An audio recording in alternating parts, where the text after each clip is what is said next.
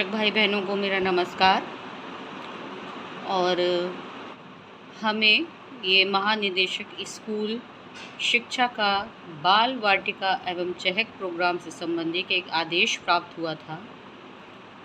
तो जैसा कि आप सब विदित हैं कि आदेश हमें काफ़ी पहले प्राप्त हो चुका है, लेकिन आदेश बड़ा होने के कारण हम कई शिक्षक इसका पूरा अध्ययन नहीं करते हैं, जिसलिए हमारी जानकारी आधी अधूरी रह जाती है। अतः इस आदेश के जो मुख्य बिंदु हैं वो इस वीडियो में मैं आपके साथ साझा करने जा रही हूँ, जिससे हमारे सभी शिक्षक भाई बहनों को इसका पूरा लाभ प्राप्त हो सके और उन्हें जानकारी हो सके कि हमें क्या कार्य करने हैं, हमारे क्या कर्तव्य हैं और हमें किस हिसाब से बाल वाटिका और चहक प्रोग्राम का संचालन अपने विद्यालयों में करना है। तो इसमें सबसे पहले देखिए, हमारे विद्यालय तैयारी मॉड्यूल के अंतर्गत कक्षा 1 में 12 सप्ताह के गतिविधि कैलेंडर का हमें संचालन करना है, जिसके लिए आदेश प्राप्त हुआ है। जो आदेश की आप शुरुआत देख सकते हैं, जिसे मैंने ग्रीन पेन से हाईलाइट भी किया है। राष्ट्रीय शिक्षा नीति एवं निपुण भारत के अंतर्गत पूर्व प्राथमिक शिक्षा को मूलभूत साक्षरता के प्रथम सोपान के रूप में चिन्हित किया गया है। इसका अर्थ यह है कि हमारी जब मूलभूत प्राथमिक शिक्षा सुदृढ़ होगी, तभी हमारी आगे की शिक्षा भी सुदृढ़ होगी। और बाल मनोविज्ञान को ध्यान में रखकर कि जो बच्चे का मस्तिष्क होता है वो बालपन में इतना तीव्र होता है कि उस समय जो भी चीज़ें समझाई जाएंगी वो बच्चे को बहुत आसानी से आ जाएंगी।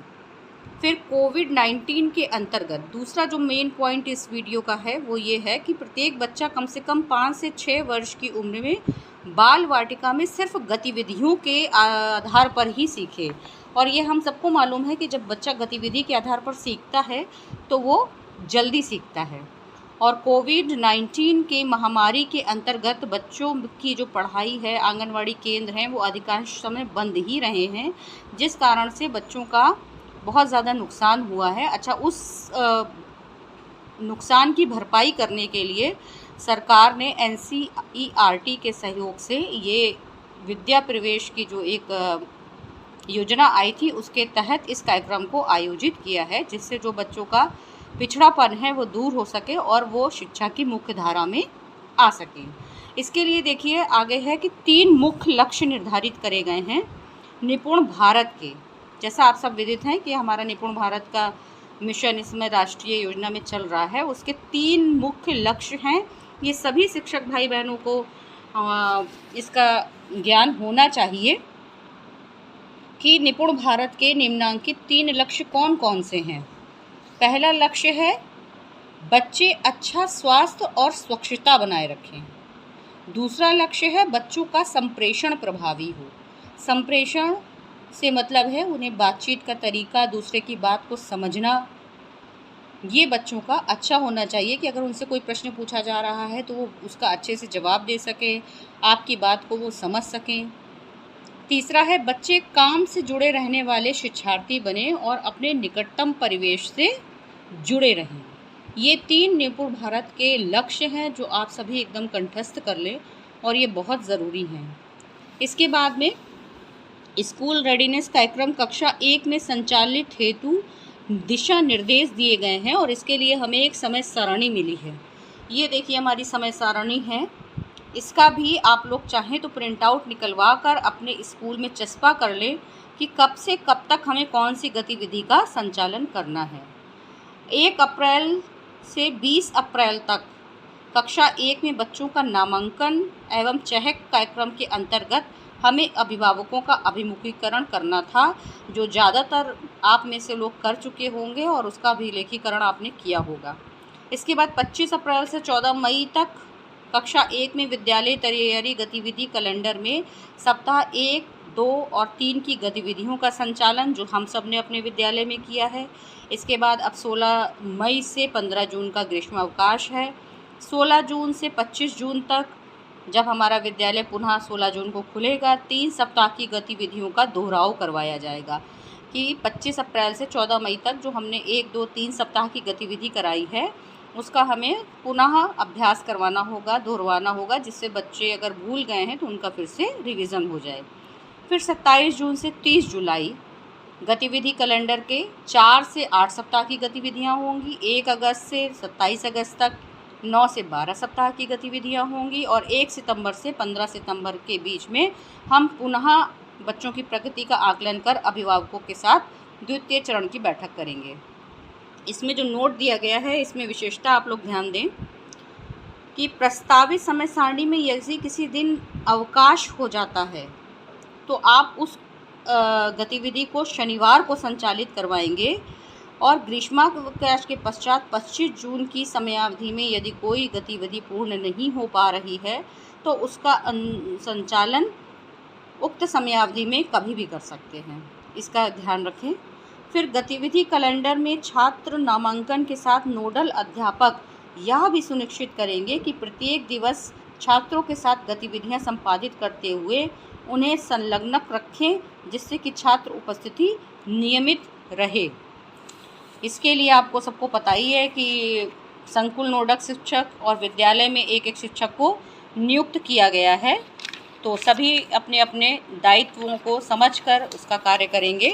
इसके बाद नेक्स्ट पेज पर सभी के उत्तरदायित्व बताए गए हैं।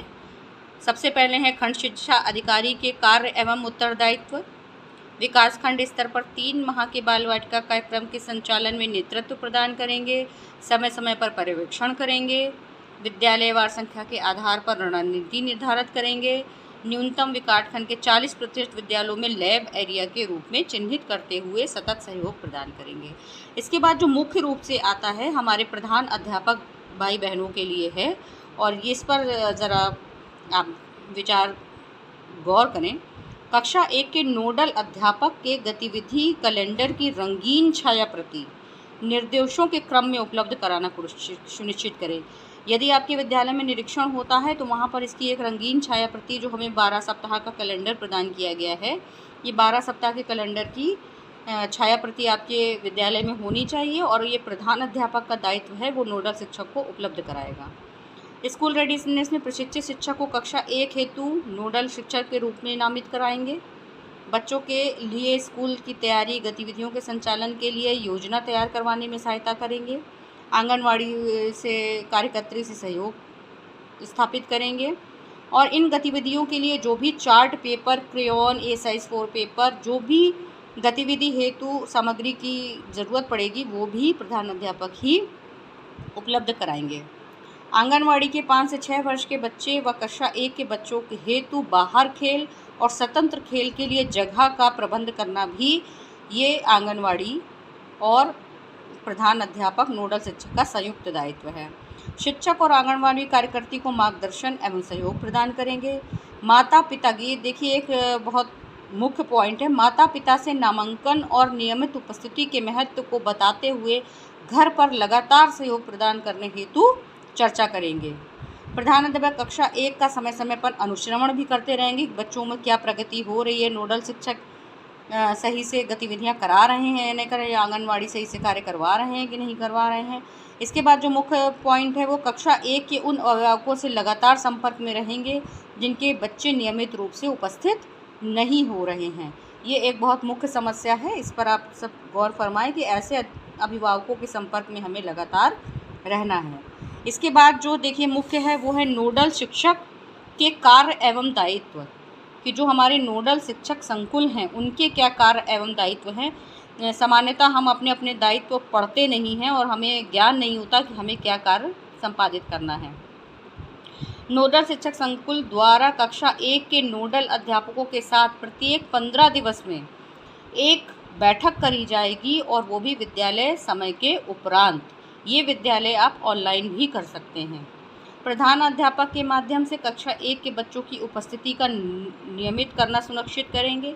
प्रधान अध्यापक द्वारा अपने विद्यालय में 12 सप्ताह की गतिविधि के कैलेंडर और उसकी गतिविधियां कराना सुनिश्चित करेंगे। समय समय पर आवश्यकता के अनुसार प्रधान अध्यापक का उत्साहवर्धन करते हुए अच्छे कार्य करने के लिए उनको सम्मानित भी करेंगे और को-लोकेटेड आंगनवाड़ी केंद्रों में आरंभिक साक्षरता और अंकीय दक्षता की संयुक्त गतिविधियों पर आंगनवाड़ी कार्यकर्त्री और प्रधान अध्यापक का क्षमता संवर्धन भी करते रहेंगे, अर्थात कि उनका समय समय पर मार्गदर्शन करेंगे।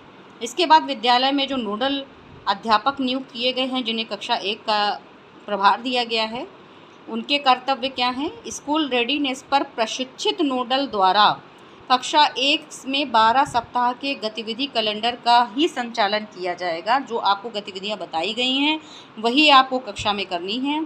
उक्त नोडल अध्यापक बच्चों के साथ पूरे समय कार्य करते हुए कैलेंडर गतिविधि की समस्त गतिविधियों का संचालन करेंगे। नोडल अध्यापक को यह सुनिश्चित करना होगा कि बाल वाटिका के बनाए गए कैलेंडर के अनुसार ही बच्चों को गतिविधियां कराएं। नोडल अध्यापक बाल वाटिका कैलेंडर में दी गई गतिविधियों के अनुसार स्थानीय सामग्री जो आपको विद्यालय में उपलब्ध हो उनके द्वारा TLM का उपयोग करेंगे। इसके बाद अगले पृष्ठ पर बताया गया है विद्यालय तैयारी संबंधी विद्या प्रवेश मॉड्यूल के दिशा निर्देशों के क्रम में 12 सप्ताह गतिविधि कैलेंडर NCERT सहयोगी संस्थाओं की सहायता से तैयार करके संलग्नक के रूप में प्रेषित किया गया है। इसके बाद जो मेन पॉइंट है, प्रधानाध्यापक यह सुनिश्चित करेंगे कि उक्त हेतु किए गए व्यय का भुगतान विद्यालय ग्रांट से किया जाएगा। इसके लिए नोडल अध्यापक जो हैं वो परेशान ना हो कि उन्हें अपने से खर्चा करना है। ये सारा जो खर्च होगा वो विद्यालय के प्रधानाध्यापक अपने ग्रांट से उन्हें खर्चा देंगे। TLM बनाने के लिए भी, गतिविधियां करवाने के लिए भी जो भी सहयोग होगा वो प्रधानाध्यापक को करना है। प्रत्येक विद्यालय के कक्षा 1 में नोडल अध्यापक के पास संबंधित कैलेंडर का होना आवश्यक है, जैसा मैंने पहले भी आपको बताया था। गतिविधि संचालित करने के निर्देश आप संलग्नक 2 में पढ़ सकते हैं। इसके बाद है आपका चहक कार्यक्रम क्या है। अक्सर मैंने शिक्षकों को सुना है, इसमें वो भ्रमित रहते हैं कि बाल वाटिका और चहक क्या है। ये चहक जो है वो बाल वाटिका के अंतर्गत एक प्रोग्राम है जो आपको संचालित करना है। जब आप 3 माह का ये आपने शुरू किया है बाल वाटिका का कार्यक्रम, तो इसको 2 चरणों में संपादित करना है, जिसे हम चहक कार्यक्रम के नाम से जान रहे हैं। इसमें प्रथम चरण में हमें अभिभावकों को बुला करके कक्षा 1 के जो हमारे समस्त छात्र हैं उनको जागरूक करना है, अभिभावकों को, उनकी माताओं को। इसमें हमें माताओं को ज़रूर शामिल करना है और वहाँ गांव के या आपके आसपास के विद्यालय के जो युवा हैं उन्हें एक नया नाम दिया गया है, शिशु मित्र। जैसे आपका आया था पहले शिक्षा सारथी, उसी तरह से शिशु मित्र करके इसमें नाम दिया गया है कि जो भी अपना सहयोग प्रदान करेंगे उन्हें हम शिशु मित्र के नाम से जानेंगे। अभिभावकों को जागरूक करना है कि विद्यालय बच्चों को नियमित भेजें, समय समय पर बच्चों से घर में विद्यालय में सिखाई गतिविधियों का निरीक्षण करवाएं, पूछें कि क्या क्या आज विद्यालय में हुआ। और इसमें आपको इस बैठक में गांव के किसी एक प्रभावशाली व्यक्ति को, जागरूक वरिष्ठ नागरिक को, किसी सेवानिवृत्त अध्यापक को, आप शिक्षित युवाओं को बुला सकते हैं, बैठक कर सकते हैं, जिससे वो सब आपके कार्य में सहयोग करें। इसके बाद इसका चहक का द्वितीय चरण होगा, जिसमें हम इस कार्यक्रम को ख़त्म होने के बाद, जब सितंबर में 15 सितंबर को हमारा ये कार्यक्रम समाप्त हो जाएगा 3 महीने का, तो हम द्वितीय चरण की बैठक बुलाएंगे, जिसमें उक्त सभी को आमंत्रित करेंगे और बच्चों की प्रगति के विषय में इन लोगों को हम सूचित करेंगे कि इन 3 महीनों में उनके बच्चों ने किस जगह पर क्या प्रगति करी है और जो हमने उन्हें गतिविधियां कराई हैं वो हम उनके सामने उनका प्रदर्शन करवा करके अपने कार्य का और बच्चों के कार्य का प्रोत्साहन वर्धन भी करवा सकते हैं और सभी बच्चों को और अभिभावकों को हम सम्मानित भी करेंगे। ये हमारे चहक कार्यक्रम के 2 चरण हैं। इसके बाद छात्रों का हमें सतत आकलन इन 3 महीनों में करते रहना है। ये भी एक मुख्य बिंदु है इसका कि हमें छात्रों का लगातार सतत आकलन करना है। जब वो हमारे पास आए हैं नामांकन के पश्चात उस समय का, और जब 3 महीने बाद ये कार्यक्रम आपका समाप्त होता है उस समय का आकलन हमें अपने पास रखना है। जैसे हम बेस लाइन करते हैं और एंड लाइन करते हैं, आप वही समझ सकते हैं कि कक्षा 1 में जब बच्चा हमारे पास आ रहा है तो वो किस स्थिति में है, और जब 3 महीने बाद हम बच्चे का ये कार्यक्रम हमने संपादित करवा लिया है, उस समय उस बच्चे पर क्या प्रगति हुई है, क्या असर हुआ है, इसका हमें सतत आकलन करना है। और इसमें जो मुख्य बिंदु है, ये देखिए मैंने ग्रीन पेन से उसे हेडलाइन किया हुआ है कि छात्र उक्त से संज्ञानित ना हो पाए। मतलब कि आप जो उसका आकलन कर रहे हैं, आप बच्चे से पूछ कर ना करें, आप बच्चे के सामने ना करें, और हमें सांकेतिक रूप में ही आकलन करना है।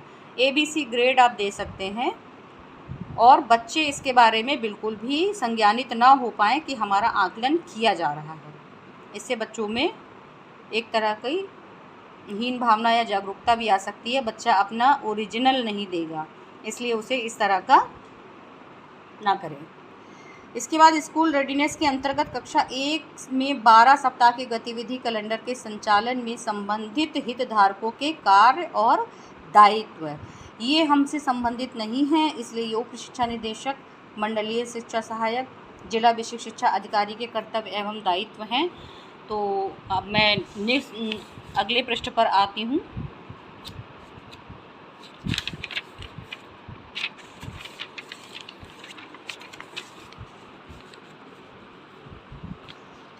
अगले पृष्ठ पर ARP के दायित्व दिए गए हैं। ARP 12 सप्ताह के गतिविधि कैलेंडर के संचालन हेतु नोडल अध्यापक की क्षमता संवर्धन करते हुए सहयोग प्रदान करेंगे। आपको कहीं पर भी किसी भी तरह की कोई परेशानी होती है तो आप ARP से सपोर्टिव सुपरविज़न ले सकते हैं, उनको अपनी परेशानी बता के अपनी समस्या का हल करवा सकते हैं। ARP बाल वाटिका में 12 सप्ताह की गतिविधि कैलेंडर के क्रियान्वयन हेतु संयुक्त गतिविधियों के लिए आंगनवाड़ी कार्यकर्त्री के क्षमता संवर्धन में भी सहयोग करेंगे। अर्थात वो नोडल शिक्षक संकुल, नोडल अध्यापक और आंगनवाड़ी कार्यकर्त्री, इन तीनों को किसी भी तरह की या प्रधान अध्यापक को किसी भी तरह की कोई परेशानी आती है, कोई समस्या है, तो हम ARP से सहयोग ले सकते हैं। इसके बाद CDPO के कार्य एवं कर्तव्य, इसमें भी वही है आपका कि CDPO जो है आंगनवाड़ी के 5 से 6 वर्ष के बच्चे हेतु आंगनवाड़ी कार्यकर्तियों का समय समय पर अभिमुखीकरण करेंगे, उन्हें मार्गदर्शन प्रदान करेंगे। जो लोकेटेड आंगनवाड़ी केंद्र हैं उनमें समय समय पर ये देखेंगे कि गतिविधियों का संचालन सही रूप से हो रहा है कि नहीं, आंगनवाड़ी कार्यक्रम कैलेंडर के अनुसार बच्चों को गतिविधियां कराई जा रही हैं नहीं कहीं। आवश्यकता मुख्य सेविका और आंगनवाड़ी कार्यकर्त्री का क्षमता संवर्धन करते रहेंगे, और अध्यापक, प्रधानाध्यापक और इनके बीच में समन्वय है या नहीं है ये भी सुनिश्चित करते रहेंगे, और बच्चों की नियमित उपस्थिति आंगनवाड़ी में सुनिश्चित करने पर जोर देंगे। आंगनवाड़ी कार्यकर्त्री देखिए एक मुख्य भूमिका निभाएंगी इस कार्यक्रम के अंतर्गत। तो आंगनवाड़ी कार्यकर्त्री के क्या कार्य और दायित्व है? नोडल अध्यापक के साथ समन्वय स्थापित करते हुए अभिभावक बैठक का आयोजन करेंगी। 5 से 6 वर्ष के बच्चों के अभिभावक जिसमें सम्मिलित होंगे। संयुक्त गतिविधियों का संचालन होगा जिसमें आंगनवाड़ी के बच्चे और कक्षा 1 के बच्चे सम्मिलित रहेंगे। प्रधानाध्यापक और नोडल शिक्षक के साथ नियमित संपर्क में रहेंगी, समन्वय बनाकर रखेंगी। ECCE दिवस पर प्रधानाध्यापक और नोडल शिक्षक को आमंत्रित करेंगी। ICDS द्वारा दिए गए गतिविधि कैलेंडर के अनुसार गतिविधि कराएंगे। प्री स्कूल किट में दिए गए रिसोर्सेज का पूरा प्रयोग करेंगी। गतिविधियों के लिए TLM का प्रयोग करेंगी। नोडल टीचर के साथ समन्वय स्थापित करते हुए कक्षा 1 व आंगनवाड़ी के 5 से 6 वर्ष के बच्चों के लिए उपयुक्त गतिविधियों का आयोजन करेंगी, और इसका समय समय पर अनुश्रवण और अनुसमर्थन हमारे बीच जनपद में उपस्थित हमारे BSA साहब और ARPs हैं, और जो टीम्स बनाई गई हैं अनुश्रवण के लिए, अनुसमर्थन के लिए, वो आपके विद्यालयों में भ्रमण करती रहेंगी। तो ये हमारा आदेश था महानिदेशक जी का, जो कि बाल वाटिका और चहक कार्यक्रम से संबंधित था। अब मुझे उम्मीद है कि आप सब अपने कर्तव्यों और दायित्वों से परिचित हो गए होंगे। अगर आपको मेरा ये वीडियो अच्छा लगा है तो आप सब मेरे वीडियो को लाइक, शेयर, कमेंट ज़रूर करें, और इस चैनल को सब्सक्राइब भी करें ताकि मैं आपको इस तरह की और जानकारियाँ उपलब्ध कराती रहूँ। अभी मैं इसी हफ्ते एक बाल वाटिका और चहक से संबंधित रजिस्टर किस तरह से आपको बनाना है ये भी मैं वीडियो डालने वाली हूँ, तो इसके लिए आप मेरे चैनल को सब्सक्राइब ज़रूर करें और कमेंट भी ज़रूर करें। Thank you.